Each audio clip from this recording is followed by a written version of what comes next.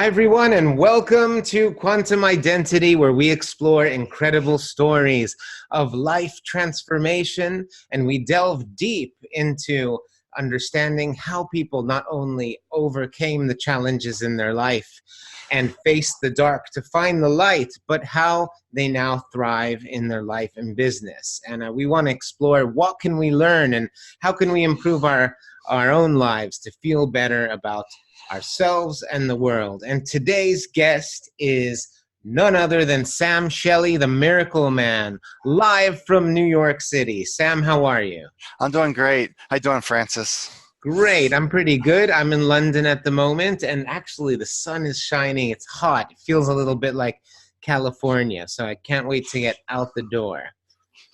So what have you been up to recently, Sam?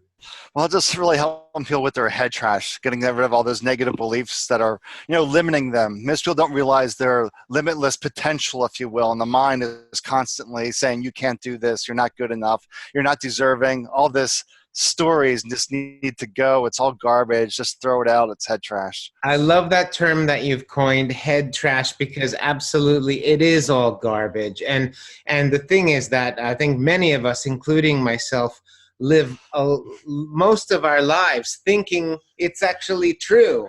And then something happens and you realize, well, it takes a while to actually learn to get that garbage out. So tell our viewers a little bit about yourself, what you do as a coach, and how you help people get rid of that trash.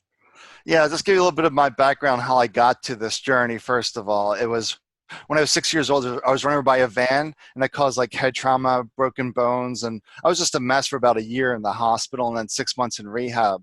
So obviously I had a traumatic brain injury from that accident, and from that accident led into mental illnesses. So in my 20s and my late teens, my 20s, I was dealing with bipolar. So I was very suicidal and had to be institutionalized because I had all these crazy thoughts in my head that I wasn't good enough, that life was too difficult, all those stories. Then at age 37, I lost the ability to walk from multiple sclerosis. One day I was fine. A few days later, I couldn't walk. I had a terrible headache, pins and needles all over my body. 3 weeks in the hospital, they concluded it was multiple sclerosis. So I dealt with, the bipolar for a good portion of my life, multiple sclerosis for 7 years. Today I am healthy. I get rid of all this garbage and healed. My doctors cannot explain me. I'm no longer a disabled man. I'm no longer a crazy man, if you will, because I stopped attaching to all these stories.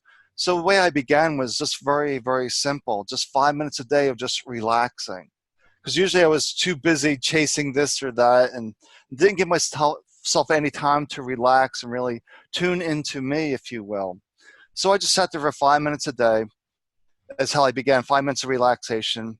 But initially when I was doing this relaxation meditation, but if you told meditation to me as a bipolar with OCD, I would have been so focused on the rules. Am I sitting properly? Am I breathing properly? Is my posture properly? I would have never gotten out of the mind. So I simply had a relaxation process where I sit there for 5 minutes doing nothing. So initially when I began this practice, I thought the mind would stop thinking, if you will. But the mind never stops thinking. It's always going and going and going because it's a sign that we're alive, that we're living.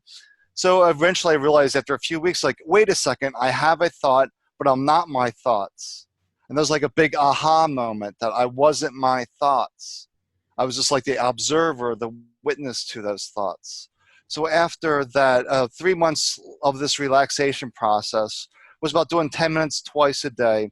Then one evening after my practice, I just heard a voice say, perfect spirit. I'm like, that's it. My spirit has always been perfect. It's simply the body and mind that are damaged. Then I simply had a deep, deep knowing that all was well, and all sense of fear, my health simply went away. And the mind got very quiet that night, and I stopped believing that voice. So then eventually I just followed my own insights, my own intuition on how to get my body back into alignment, back into recovery. So within 16, 17 months, no more cane, no medicine, no nothing.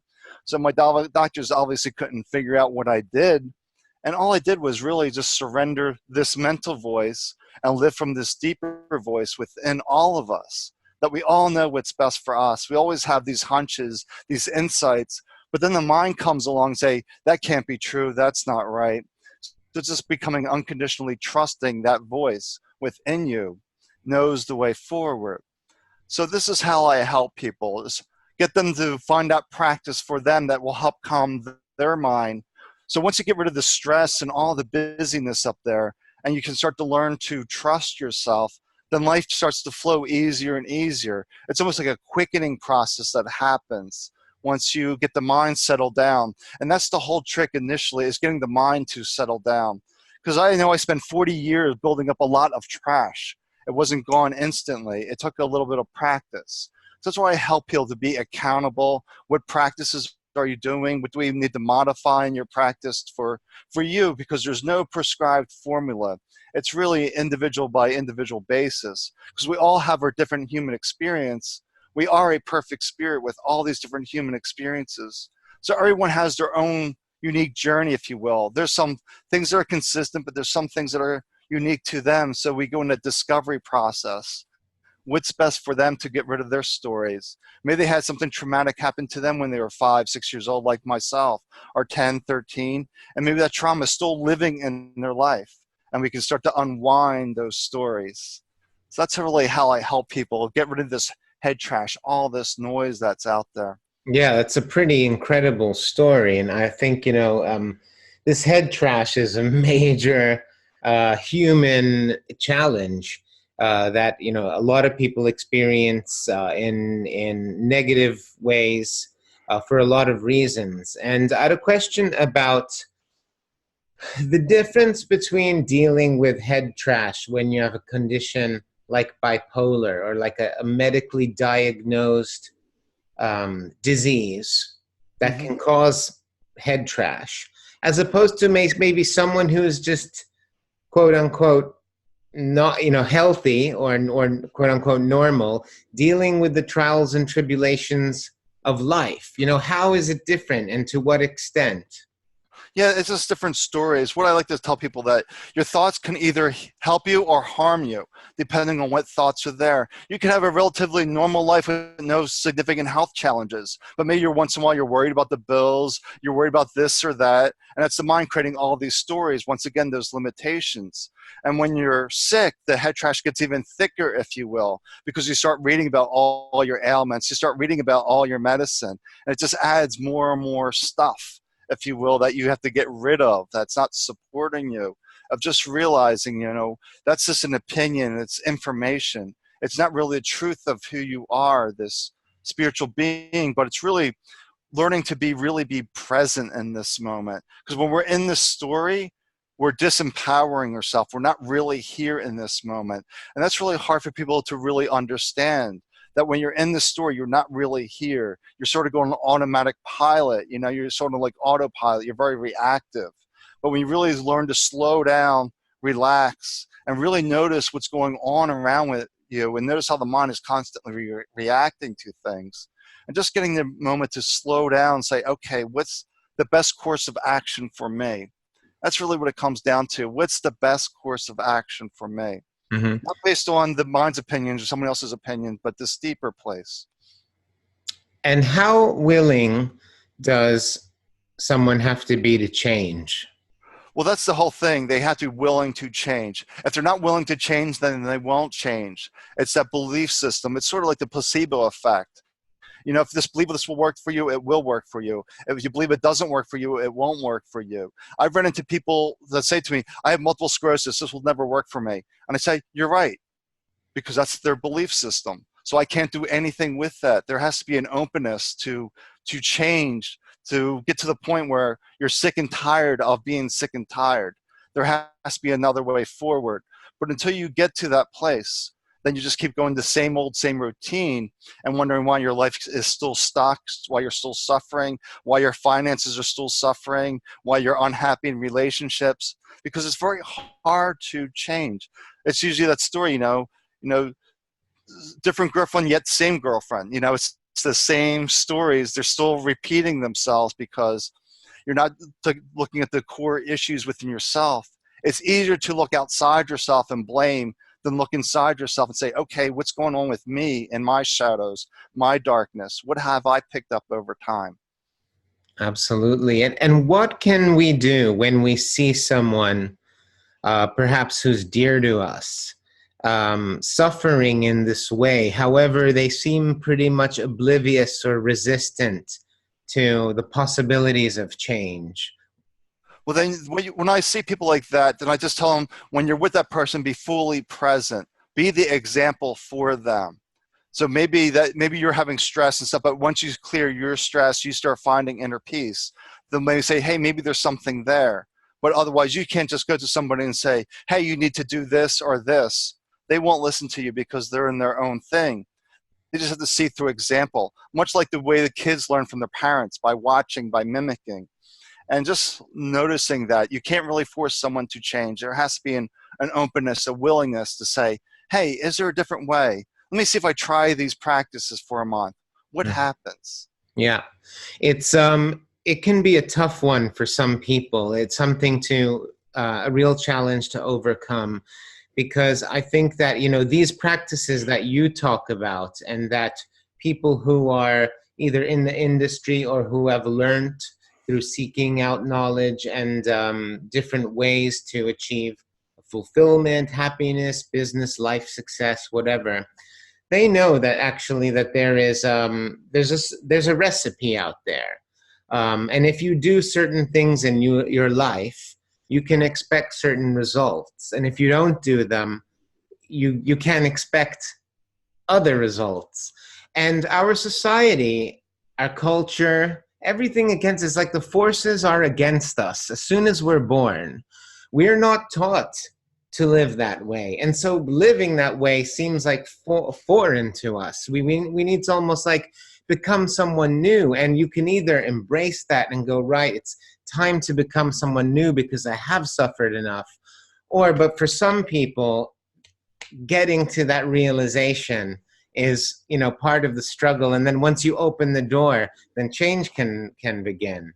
Right. That's really what it is. Get people to open the door. If they come to me and they're at least a little bit willing to drop that old identity, that old personality, to reinvent themselves, if you will, because the old identity isn't serving them, because they're stuck with something, and that needs to be shed, and allow a new real you to emerge, if you will, to come out, that wants to see that the world is limitless possibilities. You know, our potential is unlimited. It's just simply the mind creating these stories that are simply not our truth.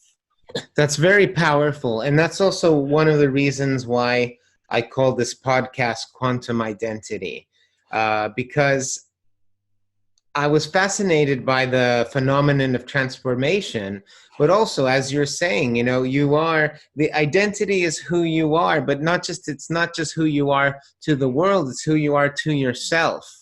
And becoming a new person means transforming who you are. I mean, you have a new identity. Mm-hmm. So I really relate to what you said there. Yeah, we always, yeah, because this quantum identity is actually who we are, that we are quantum, that we are energy. If you really get this down to our basic element, we are energy. And if we get down to that, you can say that's our true self, if you will, is that quantum identity. That's our true self. Mm-hmm. And the mind is creating this false sense of self with all these stories, all these beliefs. So we can just shed them and live as energy. Then energy can do all things. Do you think there is a true self? Well, the true self is the energy, the core of us, the wisdom that comes from this deeper place within us. Mm-hmm. That voice that said to me was perfect spirit, was my own intuition reminding me who I was, and what everyone is spirit.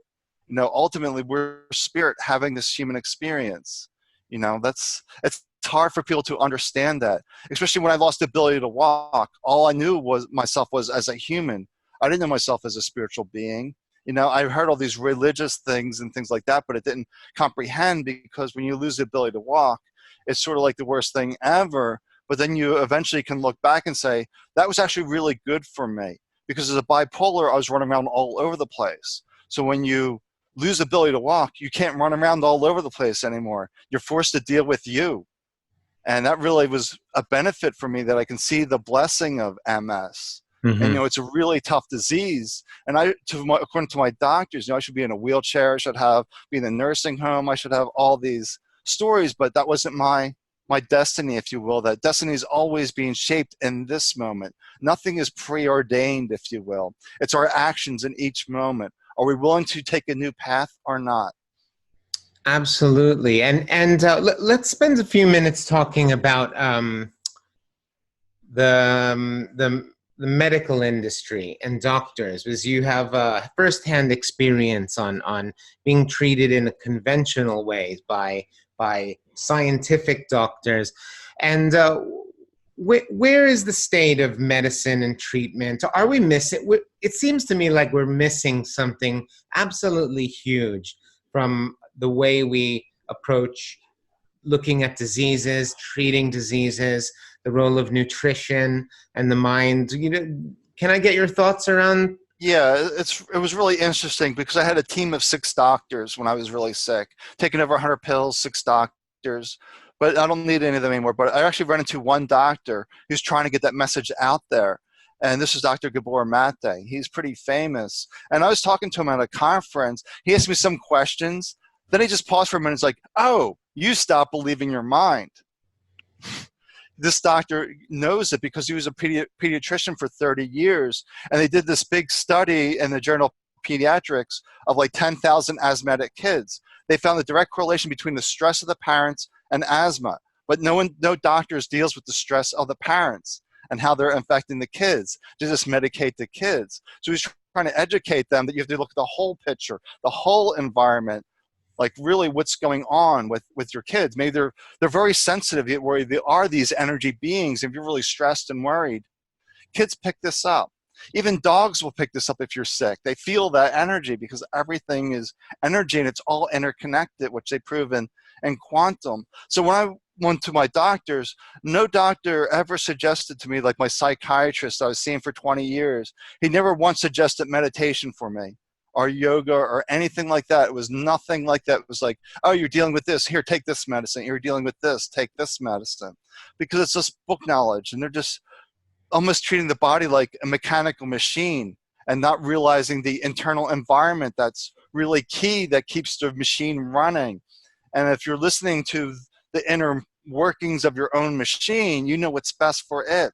So the doctors are there to help you, but they're just treating the body as a mechanical being. Yeah. But there's some more doctors out there treating more doctors as a holistic approach. Okay, what's going on in your environment, your foods, your inner environment, the water you drink, the food. They're looking at all of that stuff. But what's crazy about the state of medicine at the moment, and I can't get my head around it, is that we know now, right? We're living in the 21st century, and we have technology, and we have enough science and experts in mind, spirituality, and nutrition, especially. Like, we know all of the crap they're putting in our food and they're selling to our kids, and it's all one big spiral of trash. You know what I mean? Not just trash of the mind, trash of the body, trash of the spirit, trash of what you eat every day. And then, when people get sick, the drug companies come along and want to pump you up with more drugs, and the cycle continues. But this was, in the 80s or in the 70s, I can understand us going, oh yeah, I understand. Well, being surprised about that. But now in where we are in our state, we know what's going on. And there's enough medical professionals and also experts in alternative and complementary treatments. So why aren't these treatments getting fully holistic and integrated so that we actually have specialists that know about medicine, nutrition, spirituality, mind? What's going on? Because it doesn't seem to be changing for the patients, for the people who are suffering. Yeah, it just goes back to follow the money. Follow the special interest and the money and the lobbyists. They want to keep that in place. It's really a sickness treatment system. It's not really a health system. It's really a sickness treatment. They're not really trying to do preventive medicine. They're really not. It's just really following the money, but it's really preventive medicine. Like if somebody told me when I was dealing with the undiagnosed bipolar when I was in my teens and then in my early 20s and said, hey, what about trying meditation instead of giving you all these pills? Why don't we try a meditation program? That was never an option. It was like, here, take this medicine, take this medicine. But that was back in even the 90s. They were starting to know about the spirituality in the 90s. But it still isn't there today because it's the collective head trash that I need to take this medicine, I need this pill, I need this. Because we're constantly bombarded with advertisements on TV, media, Facebook. There's always ads like, you need this, you need this, you need this. And we get conditioned. It's just conditioning Well, the I'm, head trash. as an expat U.S. citizen, I haven't lived in the U.S. for a long time, but I was born in New York. And when I do come to the U.S. for work or business or vacation or things like that, I'm actually shocked at what I see on TV, because in a lot of the rest of the world, especially in the UK and Europe, we have legislation that's, to a certain point, we protect people from that type of media trash. Mm-hmm. Okay, but in the US, the amount of drug advertisements, and they spend, take it for smoking, for weight loss, for blood, for diabetes, for whatever it is. It's like there's a medicine to take. With her, they spend 1 minute of the ad talking about the side effects you can have to your mind. It's absolutely crazy. Yeah, and TV is very interesting too, because when you're watching TV, it takes you into an area of the brain that's below thoughts, if you will, and they're programming your subconscious. Without you knowing it, they're filling your subconscious with trash. It's just Absolutely. because when Yeah. you're watching the TV, you go into this almost trance state, and they're just reprogramming you. They're just adding more trash. Yeah, and from the time you're born as well. And so it's like young kids, they grow up in the States, and perhaps they don't have the same type of access to education. They don't necessarily have the means to seek out or know from people like you, or read your books, or get into another way of being and another way to help ease their suffering in life. Mm-hmm. Yeah, that's the thing is about ease your suffering, but they always think the ease is a quick fix. Take this pill, do this, but it's really a temporary fix. That the permanent happiness, if you will, the permanent joy is always within us. It's never outside of us. You can give somebody like a new object, like a new car. That'll make them happy for a day or two. Then within a week, it's just another car, and it doesn't stick because the lasting happiness is within us. But the mind's always seeking something outside, because we're constantly programmed. Even in grade school, we're being programmed without it, knowing it, comparing one person to another person. I'm sure there's two kids would each get A's if they were each taught a way that makes sense to them. They teach everyone the same. They don't teach them to where they need to be. So every kid could have the same intelligence, but they're not really treating them properly. It's all cookie cutter in this society. And that's what I notice when I deal with people. It's not cookie cutter. You can't give like, oh, we're going to do this for you. I remember this story reminds me of like when I was dealing with the MS. I was in the rehab. I was doing like 5 minutes, 10 minutes of therapy, and they're like, oh, you must be tired. Go lay down. They didn't ask me how I was feeling. They just gave me orders. They didn't really tune in to who I was. They're just following these orders. That's what really doing a lot of society, especially in the U.S. The school system is really bad. They're educating kids on how to pass tests, not teach them how to think and how to act in the world. They're just taught to memorize how to take tests. And that's not really helping our kids at all. They're really not treating them as an individual. They're treating them as a cookie cutter. And that's why we think we're really missing in this society is the individual approach, that there is no cookie cutter for anyone. There may be some general guidelines, but nothing specific. But every kid is given the same type of education, regardless of how they learn. Yeah, it's actually sad. It makes me sad, because more than ever, the world seems increasingly ill. Mm-hmm. Increasingly ill and insane, quote unquote. Eckhart Tolle, one of my heroes, says that actually our world, our culture is an insane culture. And, there's the challenge is to get out of that insanity, to reach sanity again, and through being present and through the practices. Right, that's why Eckhart Tolle wrote that good book, The Power of Now. Yes. The power of being present, because all of our power is here in this moment. If we're in the story, we're not here in this moment. So if we could just learn to be here in this moment, then life will get easier for you. But that's the challenge, if you will. How do you learn to stay present when everything's Okay. coming at you? I have a couple more questions for you. One is, what can someone who's suffering with head trash, and that's probably like 99% of the world right now, but what can someone do right now to make a, tactical improvement in their life, and maybe something they can do that will put them on the right direction? Well, it's something very, very simple. It's really learning to stay present.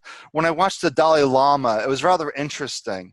He's always constantly touching things, whether it's people, whatever. He's always using his sensations, if you will, to keep himself here in this moment. And that's just it, because the conscious mind cannot multitask. It can either focus on the story or what you're touching.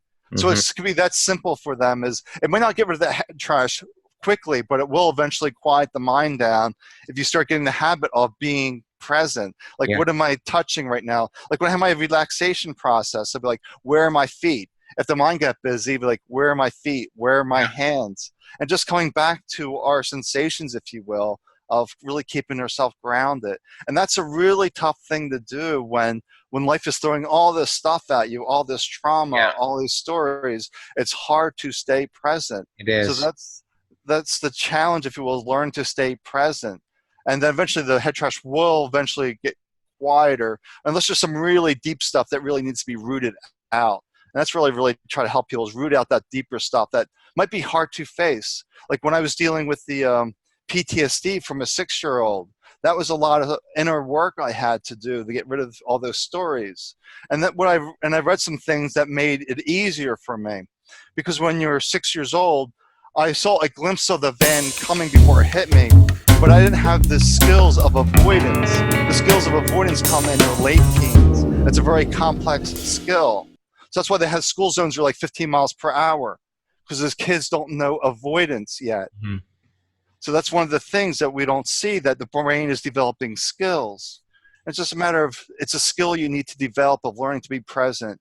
And it's just learning to, like, even if you do it twice a day, it's like, oh, there goes the story. Where are my feet? What am I seeing? What am I touching? Even if it's once or twice a day and you start adding more and more of that, the mind will go quieter, but it's a longer journey, but it will work.